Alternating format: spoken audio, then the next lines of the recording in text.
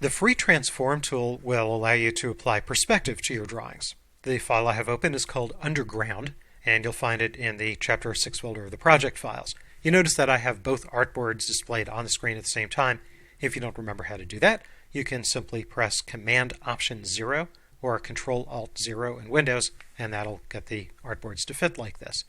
Let's start on the left artboard. This drawing kind of reminds me of a sign you'd see in the London Underground. And the free transform tool is down here, but you can't just start using it.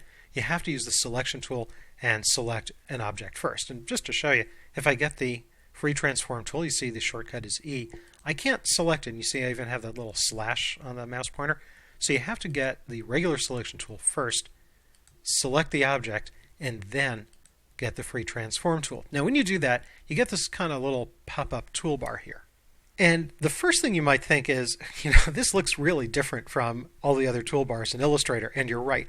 I think they did this to make this tool easier to use on a tablet if you're using your finger. Why did they do that with the free transform tool and not with any of the other tools? I really have no idea. Maybe it's just an experiment. The other thing is, the first two selections here, the first two tools in this toolbar, I'm not even going to bother using, because this one here, which is the actual free transform tool, that's really not all that different from the selection tool. And what I mean by that is when you put your mouse pointer, let's say, on one of the corner handles and drag around, it's really not that much different. So I'm just going to undo. I'll press Command-Z or Control-Z in Windows. And this top one here will constrain, and that simply is a toggle. You can toggle that on and off.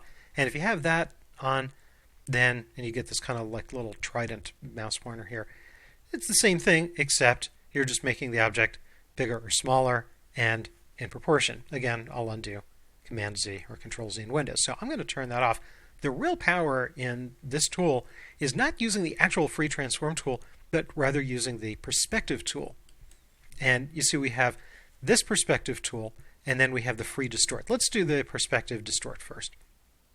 And you see the kind of the little icon there gives you an indication of what's going to happen. Let's say we were to approach this and look at it from one side. Maybe this is an underground sign hanging on a wall, and we're kind of up against the wall looking at it. So what you want to do is this. Put your mouse pointer on, let's say, the lower right sizing handle, and you see your mouse pointer is right on there, and I'm going to drag, and I'm not holding down any key, no key on the keyboard. I'm just using the mouse, and you see I'm kind of dragging it up, and I let go, and now we've got this perspective. Don't get confused with the fact that the bounding box snaps back. It's always going to do that, but really take a look at what's happening with the artwork. If you really want this more pronounced, you can go over here, let's say in the lower left dot, and just drag that down, and you see the other one is going up, or vice versa. And now we have this really more pronounced. Let's deselect. I'll just get the selection tool and click on the background. So now we have this real perspective on there. Distorting these dots, I think, is going to be a little bit more fun. Since we already have the selection tool, click any of the dots, and it doesn't matter which dot you click, they'll all be selected. They're grouped together.